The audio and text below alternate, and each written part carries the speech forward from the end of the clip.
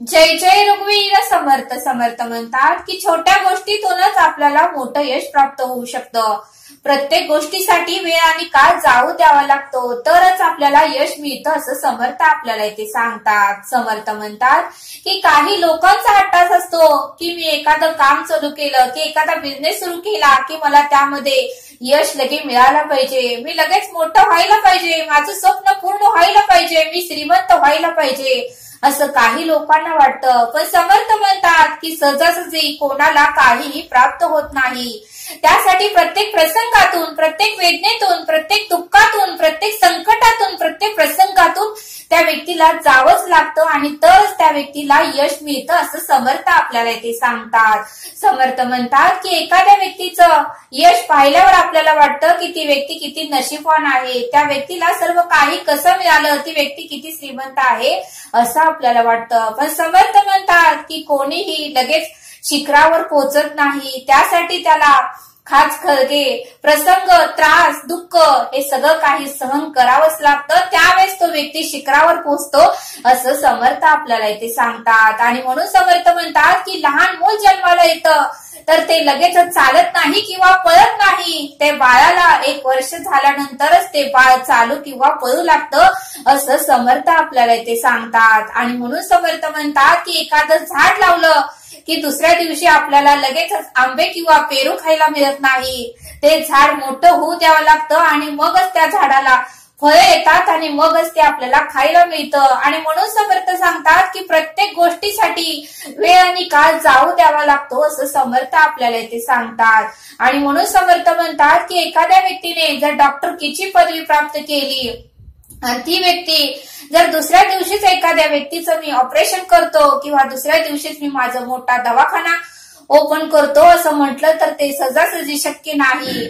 Doctor झालेल्या त्या व्यक्तीला, डॉक्टरकीची पदवी घेतलेल्या त्या व्यक्तीला मोठ्या डॉक्टराच्या हाताखाली 3-4 वर्ष प्रॅक्टिस करावी लागणार, त्याला त्या कामाचा अनुभव आल्यानंतर, त्याला ते काम शिकल्यानंतर त्याच्यामध्ये कॉन्फिडन्स आल्यावरच ती व्यक्ती एखाद्या पेशंटचं ऑपरेशन करू शकते आणि थोडा कालावधी गेल्यानंतरच ती व्यक्ती आपल्या स्वतःचा दवाखाना उघडू शकते असं समर्थ आपल्याला इथे सांगतात। आणि म्हणून समर्थ म्हणतात की लगेच म्हटलं तर कोणतीही गोष्ट लगेच प्राप्त होत नाही, त्यासाठी काळ आणि वेळ जाऊ द्यावा लागतो असं समर्थ आपल्याला इथे सांगतात। आणि म्हणून समर्थ म्हणतात की एखादी व्यक्ती इंजिनियरची डिग्री मिळाली त्या व्यक्तीला आणि मोठ्या कंपनीत जर ती व्यक्ती जॉबला लागले, मोठ्या कंपनीत जर मोठ्या पदावरती व्यक्ती जर जॉबला लागली, तिला नोकरी लागली तर ती व्यक्ती दुसऱ्या महिन्यात लगेचच बंगला बांधू शकत नाही, त्या व्यक्तीला सुद्धा त्या कंपनीमध्ये 7-8 वर्ष काम करावं लागतं आणि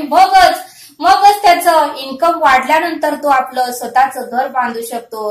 आणि म्हणून समर्थ म्हणतात की तूप खाल्लं की रूप कोणालाही लगेच येत नाही, तूप खाल्लं की रूप लगेचच येत नाही, त्यासाठी वेळ आणि काळ जाऊ द्यावाच लागतो असं समर्थ आपल्याला इथे सांगतात। आणि म्हणून समर्थ म्हणतात की कुठलंही काम छोटं नसतं, कुठलंही काम छोटं नसतं, आपले विचार छोटे असतात। आणि म्हणून समर्थ म्हणतात की विचार मोठे ठेवा, विचार नेहमी मोठे करा, उत्तमाचे ठेवा, मग कोणत्याच कामामध्ये कमीपणा वाटणार नाही, कोणत्याच कामामध्ये आपल्याला त्रास होणार नाही आणि कमीपणा वाटणार नाही असं समर्थ आपल्याला इथे सांगतात।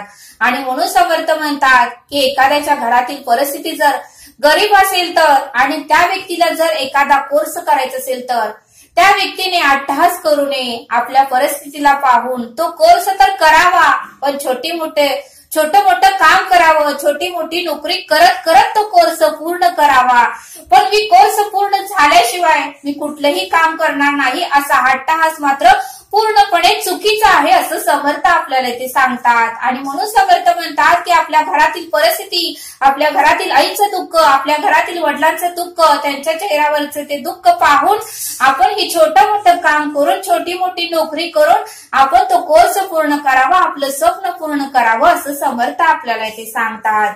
आणि म्हणून समर्थ म्हणतात की एखादं अपार्टमेंट बांधण्याचा इंजिनियर असेल तर तो लगेचच अपार्टमेंट 6 महिन्यात पूर्ण करत नाही, तर ते 5 मजली अपार्टमेंट पूर्ण करण्यासाठी त्याला जवळजवळ 5 वर्षाचा तरी कालावधी हा लागतोच असं समर्थ आपल्याला इथे सांगतात। आणि म्हणून समर्थ म्हणतात की कोणतीही गोष्ट सहजासहजी कोणालाही प्राप्त होत नाही, त्यासाठी वेळ काळ हा जाऊ द्यावाच लागतो, तरच ते यश, ती गोष्ट, ते स्वप्न आपल्याला प्राप्त होऊ शकतं असं समर्थ आपल्याला इथे सांगतात। आणि म्हणून समर्थ म्हणतात की कोणत्याही सरकारी योजना असेल तर त्या प्रत्येक सर्वसामान्य जनतेपर्यंत पोहोचेपर्यंत त्याला वेळ काळ हा जाऊ द्यावाच लागतो। वेळ काळ गेल्यानंतरच प्रत्येक व्यक्तीपर्यंत ती योजना पोहोचते असं समर्थ आपल्याला इथे सांगतात। आणि म्हणून समर्थ म्हणतात की यश हे कोणालाही लवकर सहजासहजी येत नाही। खूप त्रास, खूप दुःख, अनेक प्रसंगांना, अनेक अनुभवातून जाऊनच मग त्या व्यक्तीला यश येतं, ती व्यक्ती शिखर गाठते असं समर्थांनी आपल्याला इथे सांगितलं। आणि त्यासाठी समर्थ आपल्याला एक बोध देतात। दोघं मित्र होते, छोटे मित्र होते दोघं, आणि ते एका दिवशी समुद्र ठिकाणी फिरायला गेले। त्यावेळेस मात्र ते दोघंही मित्र, त्यांची मैत्री घट्ट होती। एकाचं नाव होतं अजय आणि दुसऱ्याचं नाव होतं विजय, आणि दोघंही बालपणापासून मैत्री होती, फिरायला गेली होती। त्यावेळेस मात्र अजय हे समुद्राच्या कडेचे छोटे छोटे शंख गोळा करून आपल्या बॅगेमध्ये भरत होता, आणि विजयला मात्र राग येत होता। विजय म्हणायचा, अरे हे छोटे छोटे शंख का तू उचलतोयस? अरे मोठे मोठे शंख बघ, छोट्या शंखांना काहीही होणार नाही। त्यावेळेस विजयचा अट्टास होता, आणि विजय मात्र शंख घेतच नव्हता, कारण त्याला एकही मोठं शंख मिळालं नव्हतं। आणि अजय मात्र संधीचं सोनं करायचं अजयने ठरवलं, आणि अजय जे काही त्याला दिसेल ती छोटे छोटे शंख त्याने गोळा करून आपली बॅग पूर्णपणे भरली। आणि मग ते आपल्या घरी आले, दोघंही घरी आले। विजयला मात्र एकही मोठा शंख भेटला नाही, त्यामुळे विजयने एकही छोटा शंख घेतला नाही, आणि त्याची बॅग मात्र मोकळीच होती। आणि अजय आणि विजय दोघंही आपल्या घरी आले। अजयने मात्र डोकं चालवलं आणि ते शंख एका व्यक्तीला विकून टाकले, आणि अजयला मात्र त्या बारीक बारीक शंखाचे भरपूर असे पैसे मिळाले। आणि अजयने ही गोष्ट विजयला सांगितली।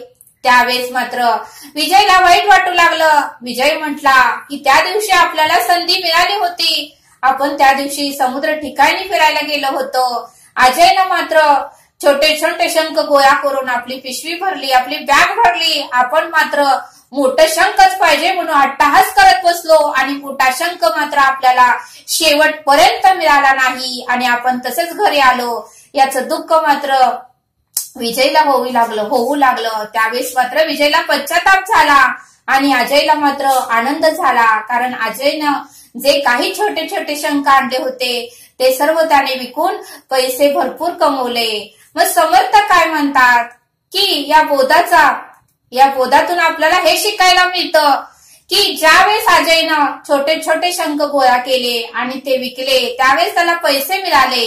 अजयनं अट्टहास केलाच नाही की मी मोठा शंखच घेणार, तोपर्यंत मी हे छोटे शंख उचलणार नाही। पण विजयनं मात्र अट्टहास केला, आणि विजयला मोठा शंख मिळालाच नाही, पण पैसेही मिळाले नाही, त्याला पश्चाताप झाला। तसं समर्थ म्हणतात की आपल्या आयुष्यातही प्रत्येक वेळेस, प्रत्येक ठिकाणी, प्रत्येक कालावधीमध्ये आपल्याला छोट्या छोट्या संधी आपल्याला मिळते, पण आपण मात्र त्या छोट्या संधीकडे कधीही लक्ष देत नाही। आपल्याला फक्त वाटत असतं की मोठी संधी कधी मिळेल, मोठी संधी कधी मिळेल, मोठी संधी कधी मिळेल। पण समर्थ म्हणतात की मोठी संधी सहजासहजी मिळत नाही, आपलं आयुष्य संपलं तरी मोठी संधी मिळत नाही।